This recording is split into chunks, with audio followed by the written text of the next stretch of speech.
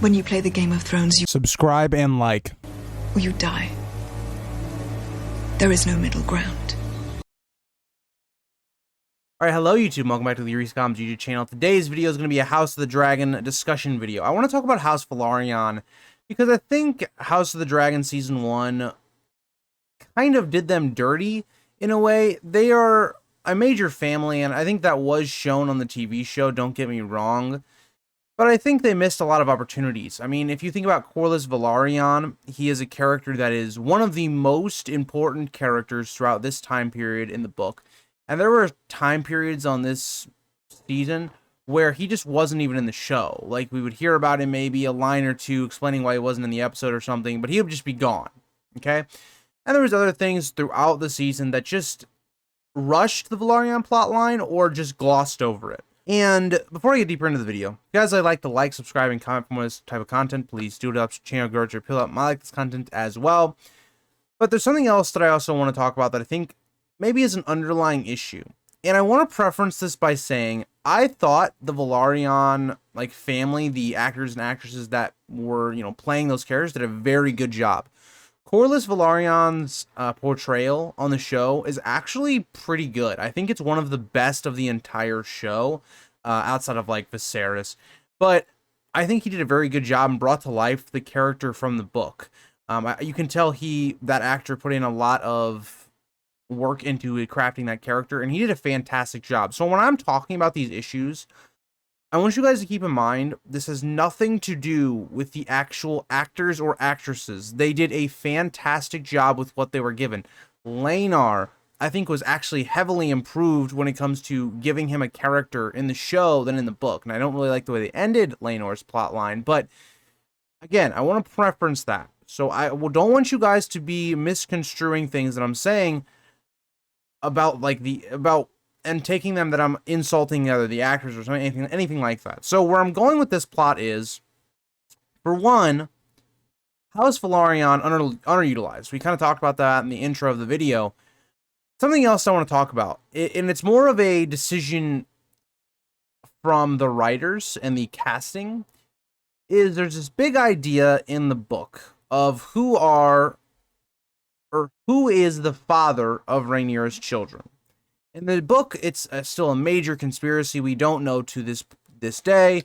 George's not really confirmed it, but it seems as though they are Harwin Strongs. I think it's probably 80, 20, 70, 30% that they're probably Harwin Strongs. But this is a major idea here. And in the book, it makes a bit more sense why people wouldn't question it as much. And why, Rhaenyra is okay, they're still Laenor's. You can kind of go with it. Where I'm getting towards is because the Velaryons were changed in the normal story to be black, which again, completely fine. I think they actually are one of the families that it kind of does make sense to do that with. A lot of people have talked about that before and all of that. But there is one issue that comes up here, is that Rhaenyra's children are all completely white.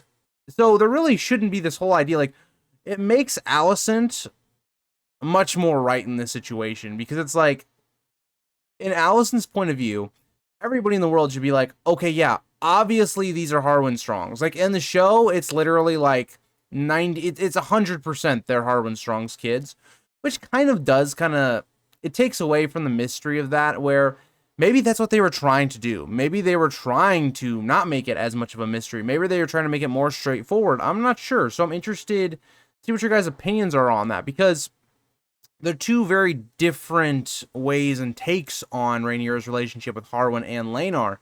And again, like I said, I want to continue to put this out there so people do not get either upset or misconstrue what I'm saying. Okay? I have no problems with the people that they decided to go with the Velaryons. I think they all did a fantastic job. But it's because of that, there actually is some kind of inconsistencies with the source material, because the source material, right, when you have the Velaryon family, they basically look like the Targaryens. They're basically knockoff Targaryens, more or less. So the idea is that when Rhaenyra starts having children with Laenor, and they're coming out with brown hair, they don't have any of the Targaryen features, people think, okay, it's probably Harwin Strongs. and it's even more so in the show. So that's kind of where I was going at that. Is like, is that a problem for you as a viewer, right? As a viewer who has maybe read Fire and Blood, do you like the route that they went, or do you wish they would have stayed more towards the book? I'm interested to see what your guys' responses are to this video and what you guys think about it, because even when you go without that part of it, because that's one part of the Velaryon issue, the second part is, why did it seem like this show just went away with having the Velaryons be a major family? Because it doesn't really feel like they are. It feels like some episodes they are, some episodes they don't exist. The War of the Stepstones is a major building point for characters like Vaemond, Corlys Velaryon, Daemon, Laenor. And in this show, we gloss over it. It's like a 15-minute thing, if that. And really, certain characters aren't even involved in it. It's really just Daemon. And we have like a one-off thing from Vaemond. Have a little bit of Corlys being a general. A little bit of Laenor. They really missed on that opportunity. And another thing that they kind of missed on an opportunity is Laena. I think Laena's death was very underwhelming. I think it was kind of weird. We really didn't see much of Laena. She was really just a one-episode character, really. Laenor, again, I think they improved Laenor as a character. I think they made him more human, and he was definitely a highlight of the improvements made on House Velaryon in the show. But even him, he has a weird way of ending his character, because we add a lot of questions to, okay, so going in the future, when we see, again, just a little bit of spoilers, not going to go too far into it, the dragon seeds, sea smoke gets claimed by someone else in Fire and Blood. How are they going to do that? Are they going to pull Laenor back into the story? Or are we going to just say that Laenor and Seasmoke have a breakup, and maybe that's what happens? Maybe we don't even see one of the Dragon Seeds, which would be really disappointing. I don't know. To me, there's just a lot of questions there where I feel like it would have been more impactful and would have just made more sense to kill Laenor. But maybe they have something cooked up. I can't judge it yet. Maybe they have a fulfilling arc for Laenor's character that they think is going to work. So again, I won't go too far into that. If we even look at Rhaenys, she's not, a Velaryon, but she's married into the Velaryon family. She had a pretty rough season. I mean, the beginning of the season started with her barely getting any screen time, even though I think she was one of the most intriguing characters on the show, to the end of the show being really bad, being involved in probably the worst scene in the entire show up to this point, where she's coming through the ground, killing a bunch of innocent people, but then she doesn't have the guts, or she doesn't think it's her responsibility to then kill like 5 or 6 people that are the Greens that would stop a civil war from killing thousands of people. Awful scene, was never in Fire and Blood, but she's involved in that. We talked about Corlys Velaryon, where I don't think he's been affected by some of these other problems, but I think not showing him in a commander role does kind of hurt him going forward, as he is one of Rhaenyra's main generals, if not main one, outside of Daemon. I don't know, and I think there's just so much more we could have explored with Corlys in Season 1, but because of the time constraints, probably weren't able to. His dynamic with Rhaenys, to me, is probably my favorite aspect of House Velaryon.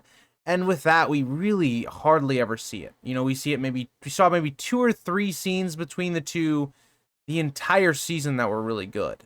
Vaemond, another very interesting character that, again, really feels like a one-episode character. It just feels like how House Velaryon is. They're set up to have these characters that have one episode, and I know he was in other episodes, but he really just had, like, a one-sentence thing, and then we were done. Like, think about Harwin Strong, right? Harwin Strong is a character that we really, a casual audience member wouldn't even know until we got into the episode where Rhaenyra already has his children. It feels very off. And that's one thing that I think House of the Dragon kind of failed on, is a lot of these characters that are just, they're not minor, but they're major characters for a small amount of time. They didn't feel like they understood how to build them up a little bit to get to that point. We never even see Harwin and Rhaenyra really have a conversation in the earlier episodes, which could have been major building points. How they had Daemon and Rhaenyra interacting and plotting the seeds of them getting together. There was none of that for Harwin. And I think that would have been interesting to build upon. And I think they just screwed up a lot with certain characters. I know Lena, they did give her extra like scenes and stuff with like Viserys, but I think they need a little bit more. And I think it would have been interesting to get a bit more into her psyche with Vhagar, but we just never got that. I think again, Laenar they did a pretty solid job on. Just didn't like the execution of the end of his storyline. So yeah, thank you guys all for watching this video. I hope you guys understand where I was trying to go with this video and don't take it the wrong way. But yeah, let me know what you guys think about House Velaryon and House of the Dragon. How do you think they can improve them in Season 2 with the limited Velaryons we even have left at this point? But I will see you guys all in the next video. We're going to be doing a video talking about what if Summerhall had gone differently. This video had been requested to me a while ago. I'm just now getting to it. We're going to be talking about what if Aegon V had actually been able to hatch maybe a dragon or two, and the Targaryen power had actually taken a different direction than down. But thank you guys all for watching, and I'll see you guys in the next one. Bye, guys.